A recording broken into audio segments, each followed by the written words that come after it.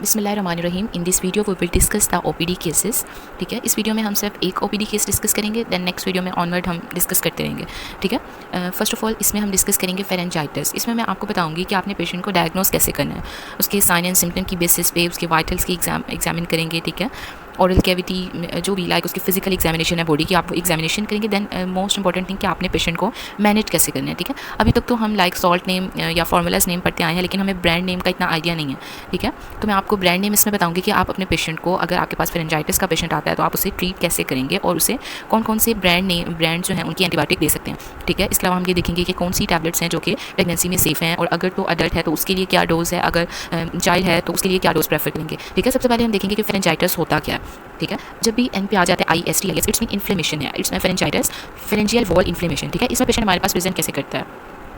Patient को सबसे पहले कि इसमें क्या होगा, फीवर होगा, सॉर थ्रोट होगा, पेशेंट को गले में लाइक खारिश होती है, ऐसे बताएगा आपको, इचिंग होगी, उसको फुल बॉडी में पेन हो सकती है, हेडेक भी हो सकता है, सिर्फ सर दर्द भी हो सकता है। इसके अलावा बच्चों के अंदर वॉमिटिंग, इन्फेक्शन के साथ साथ बच्चों को वॉमिटिंग भी होती है। ठीक है, फिर आप उसकी ऑरल एग्जामिनेशन करेंगे। ठीक है, पहले तो आप उसके वाइटल चेक करेंगे, BP, pulse, respiratory rate, temperature. ठीक है, फिर ऑरल कैविटी को एग्जामिन करेंगे, कैसे एग्जामिन करते हैं, through the tongue pressure use करेंगे, और आप उसकी सारी फेरेंजियल वॉल, टॉन्सिल सब कुछ देखेंगे कि क्या चीज़ इन्फ्लेम हुई हुई है। ठीक है, अगर तो फेरेंजियल वॉल इन्फ्लेम है इट्स मीन फेरेंजाइटिस, और अगर टॉन्सिल इनलार्ज है तो टॉन्सिलाइटिस। फिर आप उसकी चेस्ट को स्कल्टेट कर सकते हैं, कोई लाइक कॉम्प्लिकेशन तो नहीं है, एब्डोमेन को पैल्पेट करके देख सकते हैं। अब मोस्ट इंपॉर्टेंट थिंग इसमें क्या आएगी कि आपने फेरेंजाइटिस के पेशेंट को मैनेज कैसे करना है।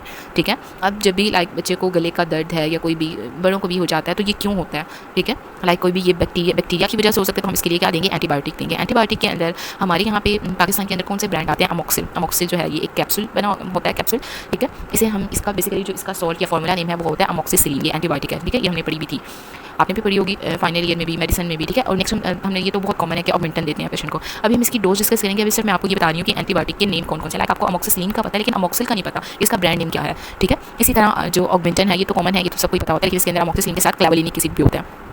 ठीक है, और जो एजिथ्रोमाइसिन होती है ये कौन से ब्रांड नेम के साथ आती है, एजोमेक्स। ठीक है, इनमें से हम कोई भी दे सकते हैं। इसके अलावा हम देखेंगे मतलब कोई भी दे सकते हैं। आप पेशेंट को एक दे के देखते हैं, अगर वो नहीं ठीक होता तो आप किसी दूसरे पे उसको कर देते हैं, लाइक उसकी डोज कंप्लीट होने के बाद, अगर वैसे तो पेशेंट ट्रीट हो जाता है।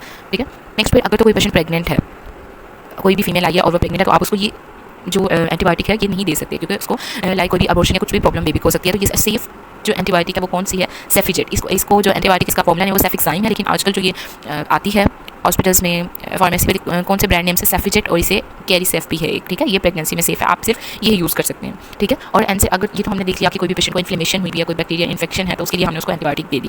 ठीक है, नेक्स्ट फिर हम उसको एनसेड देते हैं पेशेंट को, पेन किलर देंगे। ठीक है, लाइक उसको फीवर है, बॉडी एक्स है, तो हम उसको हेडेक है तो उसके लिए क्या देंगे, हम देखते हैं कि पैनाडोल देते हैं सब लोग। ठीक है, ब्रूफिन भी दे सकते हैं, कालपोल भी दे सकते हैं, लेकिन प्रेगनेंसी के अंदर जो सेफ है वो पैनाडोल ही है। ठीक है, अब पेशेंट कह रहे हैं कि मुझे बहुत ज़्यादा गले में खारिश है, इचिंग हो रही है उससे, तो आप उसके लिए क्या कोई भी एलर्जी है तो एलर्जन के लिए आप उसको एंटीहिस्टामिन दे सकते हैं। ठीक है, एंटीहिस्टामिन के जो ब्रांड नेम है वो फिक्सेट है, रिजिक्स है और जार्डिन है। जार्डिन को आपने याद रखना है कि ये प्रेगनेंसी में सेफ होती है। ठीक है, जो फिक्सेट है ये फिक्सोफेनाडाइन है, और रिजिक्स के अंदर क्या होता है, सिट्राज़ाइन है, डायहाइड्रोक्लोराइड, और जार्डिन के अंदर क्या होता है, लोराटिडीन। ये फॉर्मूला नेम्स तो आपने पढ़े होंगे, लेकिन ब्रांड नेम आप याद रख सकते हैं कि अगर आपके पास कोई भी फेरेंजाइटिस का पेशेंट आया है तो आप उसे एंटीबायोटिक में ऑगमेंटन दे सकते हैं। ठीक है, इसके अलावा एजोमेक्स दे सकते हैं, मोस्ट कॉमन एजोमेक्स दी जाती है। एनसेड देंगे, ब्रूफिन हो सकती है, पैनाडोल है। ठीक है, और एंटीहिस्टामिन के अंदर से आपने सब नहीं लिखने, इनमें से कोई एक। ठीक है, रिजिक्स लिख सकते हैं, जार्डिन लिख के दे सकते हैं। ठीक है, इसके अलावा अपने पेशेंट को जो भी एडवाइस करने हैं, क्या कहेंगे कि आपने नीम गर्म पानी में नमक डाल के गरारे करने हैं। ठीक है, और जो भी ठंडी खट्टी तली हुई अशिया से परहेज़ करें। ठीक है, क्योंकि ऑलरेडी गला ख़राब है तो इससे और ज़्यादा गला ख़राब हो सकता है। अब हम देखेंगे कि इसकी डोजेज़ क्या होती हैं।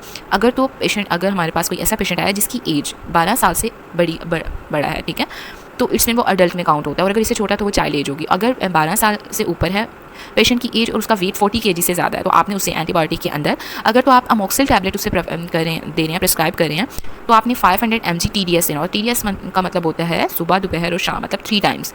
ठीक है, TDS का मतलब है कि थ्राइस अ डे।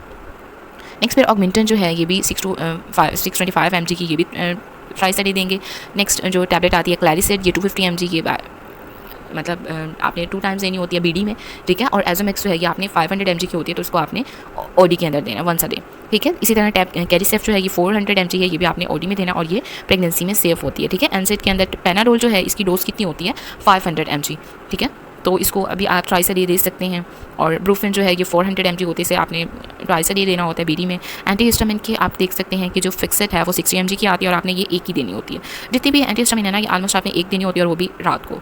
ठीक है, क्योंकि ये लाइक थोड़ी बहुत सिडेशन भी कॉज कर देती है। ठीक है, प्रेगनेंसी के अंदर कौन सी सेफ्टी, जार्डिन। ठीक है, और नेक्स्ट फिर आप फिक्सेट दे सकते हैं, और पेरिटोन है। इसके अलावा फिक्सेट जो है ये 60 mg की आती है, और जार्डिन जो है वो 10 mg में आती है। पीडियाट्रिक डोज के अंदर बच्चों को तो ज़्यादा सिरप ही दिए जाते हैं। ठीक है, इसमें आपने जो 1 टीस्पून होता है ना, ये 5 ml के इक्वल होता है, ठीक है। तो आपने एंटीबायोटिक्स जो है वो अमोक्सिसिलिन लाइक आपने अमोक्सिल का सिरप दे रहे हैं। अगर तो बच्चा 1 साल का है, 1 साल में तब उसकी अगर 10 kg का या वेट है, ठीक है, तो आप उसको 1 टेबल बोला मैंने टीस्पून, 1 टीस्पून आपने ट्राइसा दे देना है, ठीक है। अगर 2 से 5 साल का बच्चा है तो आपने उसे 1.5 टीस्पून, ठीक है। अगर 5 साल से अबव का है तो आपने उसे 2 टीस्पून देनी है, ठीक है, ट्राइसा डे। इसी तरह जो सिरप कालपोल है, आप अमोक्सिल दे सकते हैं। कालपोल जो है वो लाइक ब्रूफिन है, पैनाडोल है, ये सब, ठीक है। तो आपने वही अगर 1 साल का बचा तो 1 टीस्पून देंगे, अगर 5 ईयर्स का है तो आपने 1.5, और अगर 5 ईयर्स से अबव है तो 2 टीस्पून देंगे, ठीक है। और अगर कोई भी बच्चा है उसको वॉमिट आ रही है या कुछ भी वॉमिटिंग आ रही है या उसको दिल ख़राब होता है, तो आपने, ये ज़्यादातर बच्चों में होता है कि इन्फेक्शन के साथ साथ वॉमिट भी आती है, ठीक है। तो आपने उसे पेशेंट को क्या देंगे, सिरप ग्रेविनेट भी लिख के देंगे, थ्राइस अ डे, ठीक है, 1.5 टीस्पून,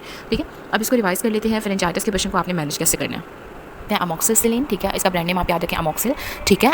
एजिथ्रोमाइसिन में आप एजोमेक्स याद रख सकते हैं, क्लेरिथ्रोमाइसिन के अंदर आप क्लैरिसिड याद रख सकते हैं, और प्रेगनेंसी में जो सेफ है वो सेफिजेट है, ठीक है। एनसाइड में आप ब्रूफिन दे सकते हैं, पैनाडोल, कालपोल, पैरास्टामोल, कोई भी सिरप बच्चों को दे सकते हैं, टैबलेट्स दे सकते हैं। एंटीहिस्टामिन के अंदर आप फिक्सिट, रिजिक्स, जार्डिन, और प्रेगनेंसी में सिर्फ एक ही एंटीहिस्टामिन जो है वो सेफ है, वो जार्डिन है, ठीक है।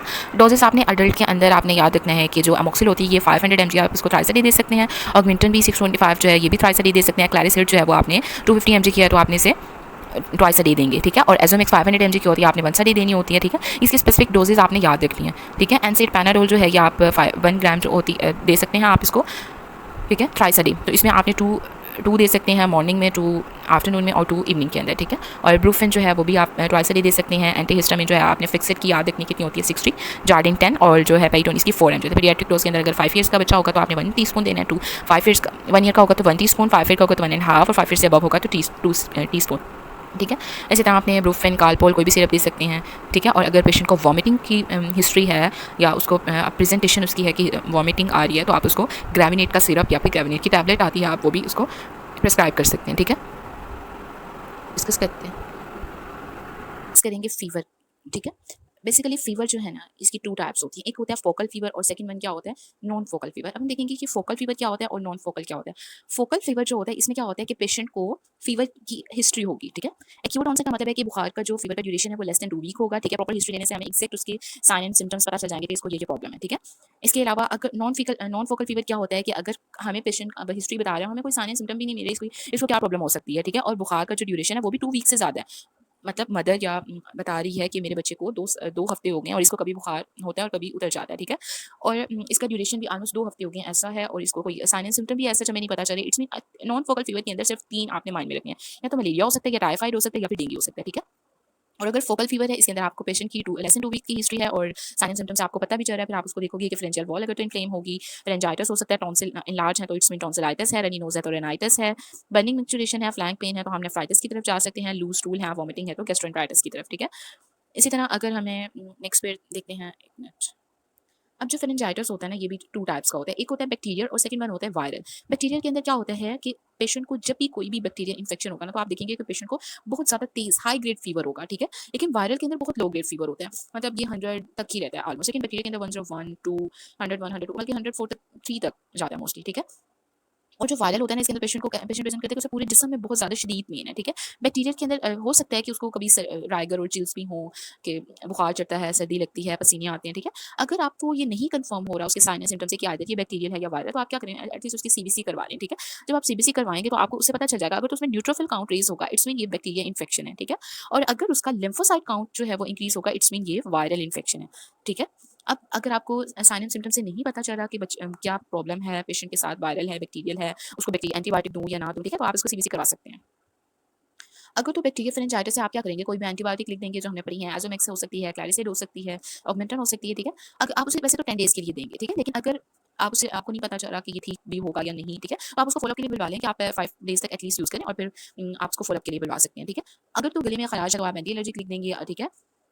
और अगर ज़्यादातर पेशेंट को ऑगमेंटन, हम ज़्यादातर यहाँ पर एजोमेक्स लिखी जाती है, लेकिन ऑगमेंटन भी लिख सकते हैं कि ऑगमेंटन जो है वो थोड़ी हैवी डोज होती है, इसके अलावा ये जीआईटी के अंदर टॉक्सिसिटी की कॉज करती है, ठीक है। इसलिए पेशेंट कहता है कि मेरा मैदा डिस्टर्ब हो गया, ठीक है, तो उसके लिए आप क्या लिखेंगे, प्रोटॉन पंप इनहिबिटर, इसके अंदर हम अमेप्राजोल होता है, ठीक है, कैप्सूल आते हैं राइजिक के नाम से, वो आप 20 mg उसको लिखते हैं ताकि उसका जो स्टमक है वो अपसेट ना हो, ठीक है। एट द एंड आप क्या करेंगे, पेशेंट को प्रॉपर काउंसल करेंगे कि आपने क्या करना है, गर्म पानी से गरारे करनी है नमक डाल के, और क्या किन किन चीज़ों से आपने परहेज़ करना है, ठीक है। वायरल फेरेंजाइटिस के अंदर क्या होगा कि बहुत लाइट फीवर होगा, वो कहेगा कि मुझे बच्चे को भूख नहीं, मदर या जो भी पेशेंट को कहेगा मुझे भूख नहीं लगती, ठीक है। जिस समय दर्दें हैं बहुत ज़्यादा, तो आप उसे क्या लिखेंगे, आप उसमें वायरल के अंदर हम सिम्टम्स की हिस्ट्री लेंगे, ठीक है।